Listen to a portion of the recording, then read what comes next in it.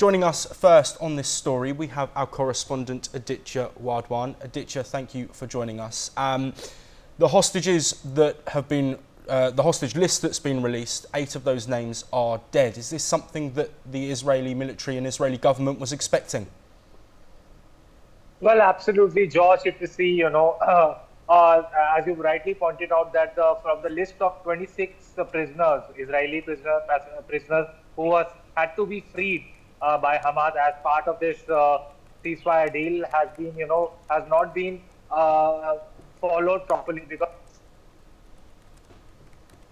the agency and Mossad have been saying is that they have about eight Israeli prisoners have been dead, and this as per the Israeli Defense Forces, this violates the agreements of the ceasefire deal that was scheduled to take place between both the sides, and which had to ensure that all the hostages, Israeli hostages, had to be safely returned to Israel, which hasn't happened. And on top of it, the Donald Trump has already said that if all the Israeli hostages are not returned alive, all hell will break loose. So now it needs to be seen as to what further course of action Israel takes in this regard, because as we have seen, Israel had yesterday only. If we talk about Lebanon, Israel had bombarded in Lebanon, when some of the protesters who were holding the flags of Hezbollah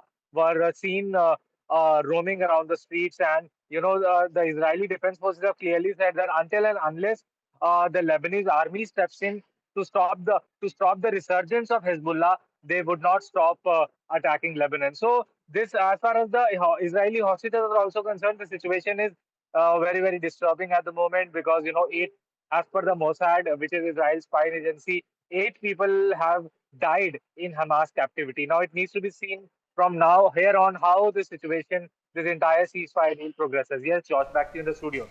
Also joining us to discuss this topic, we have Yossi Kapawasa, the former head of research at the IDF Military Intelligence Division. Yossi, is this moment where the confirmation of 8 dead hostages, is this being felt in Israel at the moment? And also, is this something that you think can provide clarity for those family members who are unsure for certain whether their family members were dead? Yeah, well, good afternoon. Yes, I think that that was what we expected. The assessment before the deal was that 8 out of the 33 first hostages to be released are dead, and that's what came true after the Hamas provided the list and said how many of them are dead, how many of them are alive. Unfortunately, 8 of them lost their lives while being in captivity.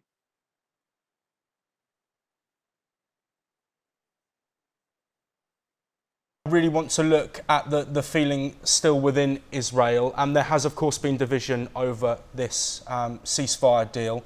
Is there anger now that it's being again brought up at the deaths of hostages, and of course it's a constant reminder in Israel of the October 7th attacks? There's a lot of pain in Israel, a lot of pain for the high price we are paying for the release of the hostages, and the release of many murderers from Israeli jails, and the fact that we know that eventually these people are going to practice terrorism again, and there are going to be more casualties because of this release. We know that, and we know that Hamas is at least temporarily going to stay in power in Gaza, which is something that is unacceptable and stands in contrast to the goals of the war from an Israeli point of view. So there's a lot of pain, but on the other hand, and of course the fact that some of those just are declared dead, which means that they were probably murdered by Hamas while in captivity, is another reminder of what kind of an enemy we are dealing with. Professor... But at the same time, everybody in Israel is very happy to see the hostages released, and the fact that we are going to have 6 more of them released towards the end of the week makes everybody happy. Sorry for that brief interjection there, Yossi. We're also joined by Professor Rohan Gunaratne, who is a Middle East affairs expert, joining us from Singapore. Professor Gunaratne, moving now into Gaza, the UN have said that the support needed for the people returning to northern Gaza still remains, and the conditions that they're moving into.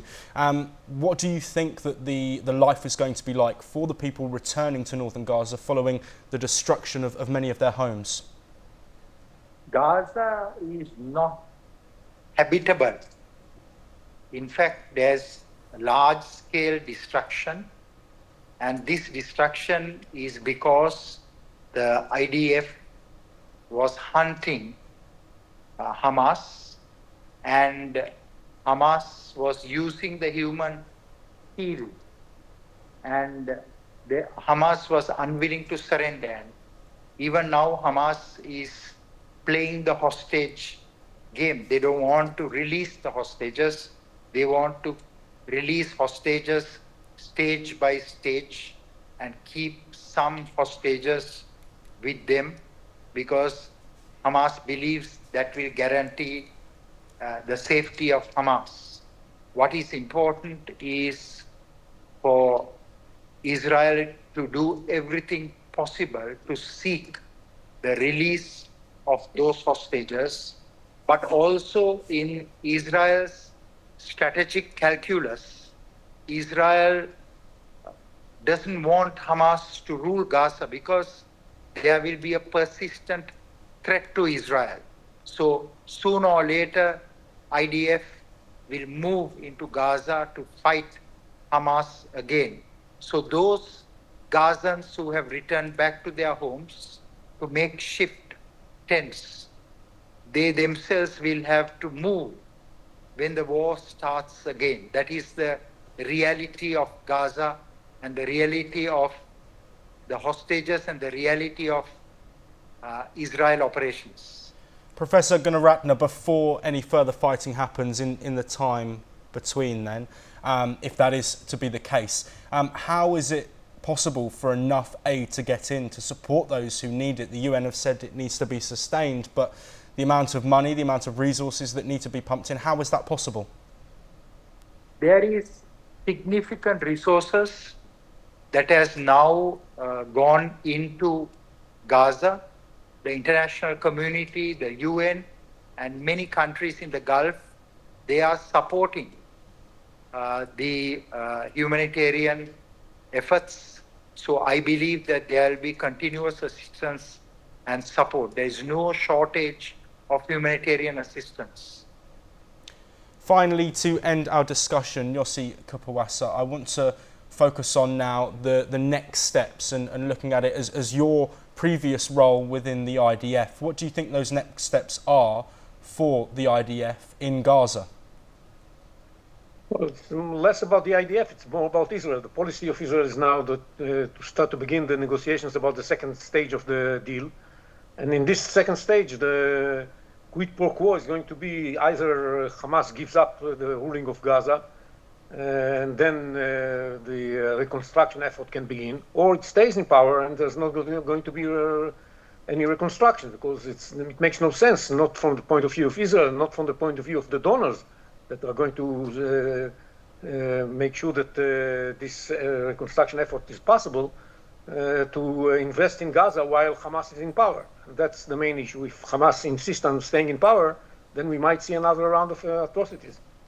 But Yossi, unless the unlikely case of Hamas laying down their arms and surrendering happens, do you think that further Israeli military action in Gaza is the only way forward? No, we can put pressure short of military action, but the prospects of military action are going to rise considerably if there's not going to be any flexibility on the side of Hamas. And what Hamas is going to try to do is to make an appearance of giving up some of the capabilities to rule over Gaza, but staying in power nevertheless. And that's going to be the main issue in the next stage. How do we make sure that they really give up ruling Gaza? Yossi Kapawasa, and also thank you to Professor Rohan Gunaratne for joining us.